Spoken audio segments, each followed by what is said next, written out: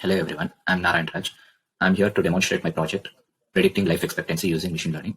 So now let's see the overview of my project.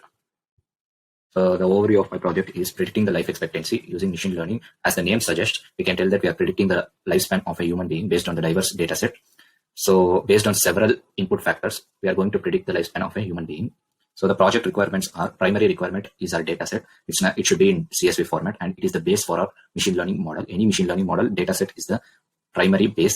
Then we must be knowing ML algorithms, and that must be implemented in Python. So we should have some knowledge in Python. Then we are using IBM Cloud account. So we should create an IBM Cloud account using our institutional mail ID or any mail ID.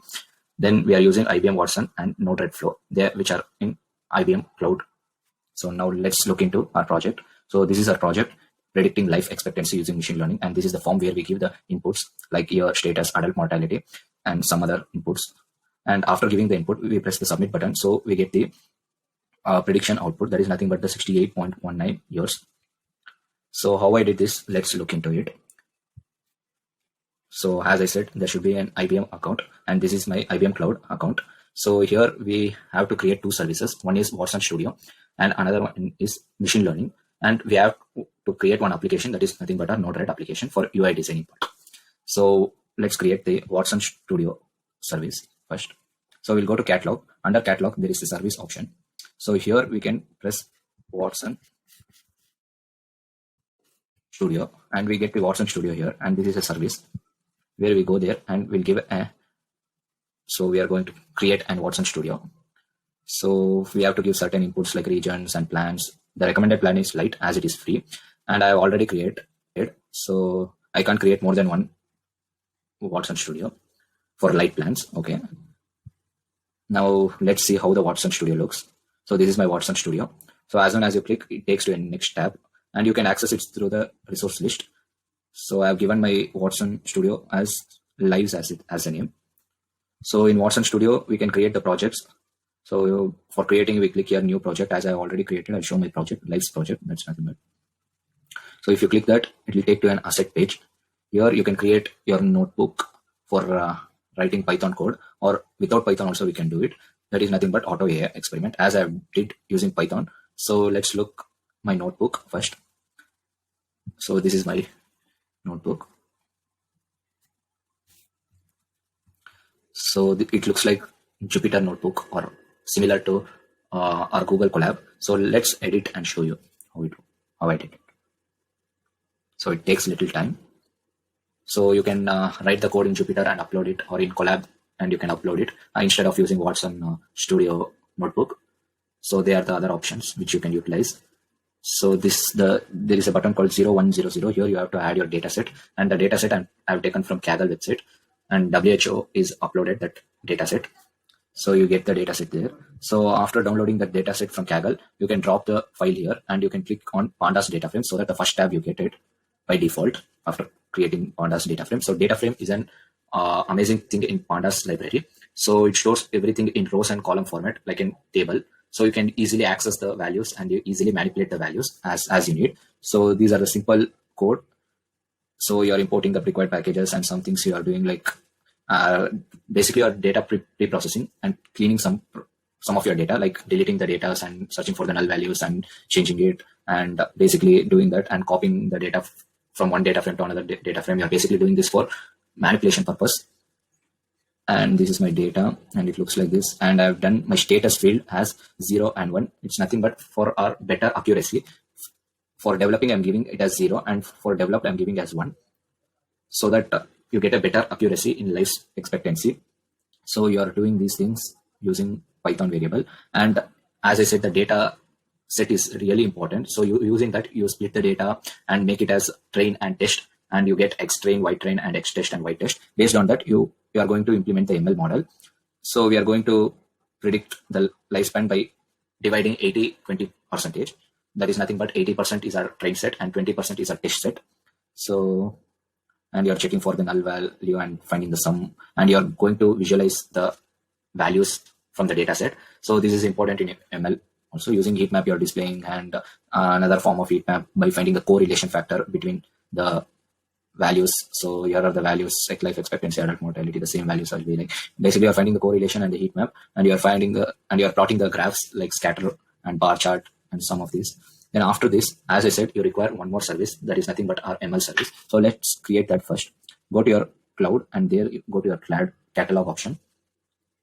There go to service option. Then here you search for machine learning. So here you get the machine learning service. Click on it, and you can create one by giving the region, plan, same like that. So as I've already created, I'll show you my machine learning service. So this is my service, Lives ML, and I've given name as Lives ML. So here you get your service credentials, and if you click on access in Watson Studio, a machine learning model will be created. I'll show you that. And the service credentials you can copy from this option and you can paste here for credential purpose. Basically, you have to find the scoring endpoint.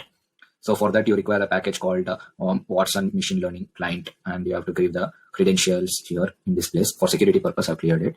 And you have to give your name, email address, and the project name like that. And you have to successfully deploy your project. So I've got my project successfully deployed. Then you will get your endpoint finally. So you should copy this endpoint and use where I'll tell you. So after clicking access in Watson Studio in your machine learning model, you will get here. So this is your instance, it will be created. So this is my Lives ML machine learning service. After this, you have to create your Node-RED flow for UI purpose. So again, you have to go for your catalog option, then, and as it is a software, you have to go to a software section and type Node-RED flow, and Node-RED application is here. As I've already created, I'll show mine. So you get all the steps in your Watson page, how to create and how to deploy your Node-RED flow, everything. So it will be here in Cloud Foundry apps, and I've given it as Lives as the name.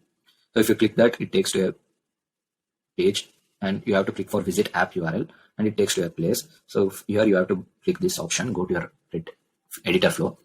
So here you get this flow, and I have done this. So basically, you will not be having all the palettes, and these are called the palettes, like command, function. These are the palettes. Inside that, you will be having nodes. So these are the default nodes which you will be having. Like basically, the application is being given. Then the dashboard is the thing where you get the form node. So this how to install means. So you have to log in inside this also. Then if you are not logged in, then go to manage palette option. Here install tab you go. Then here you search for dashboard, Node-RED dashboard basically, and I have installed it.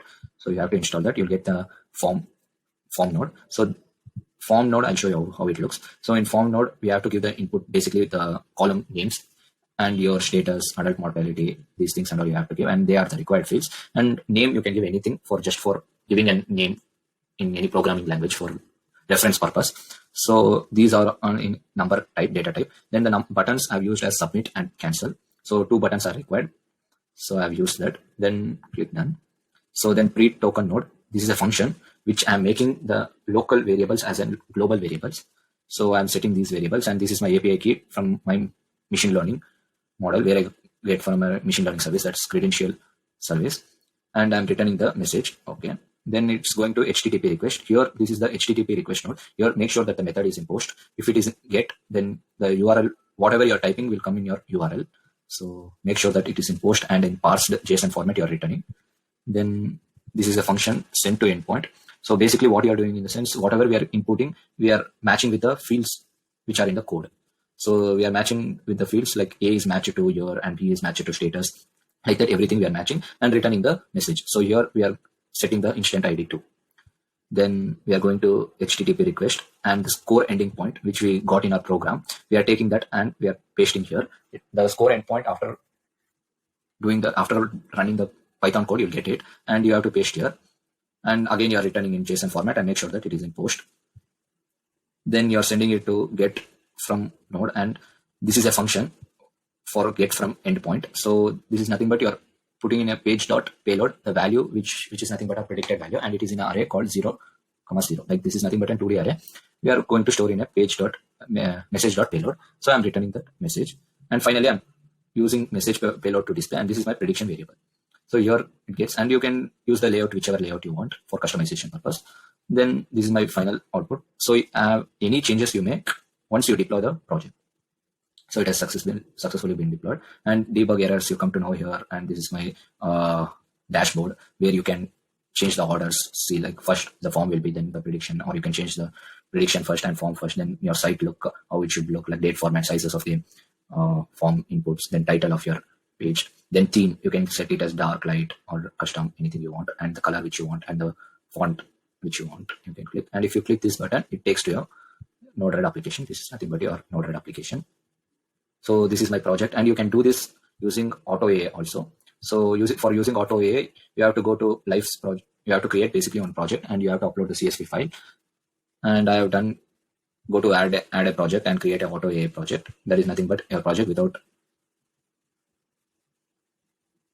So this is my Auto AI project.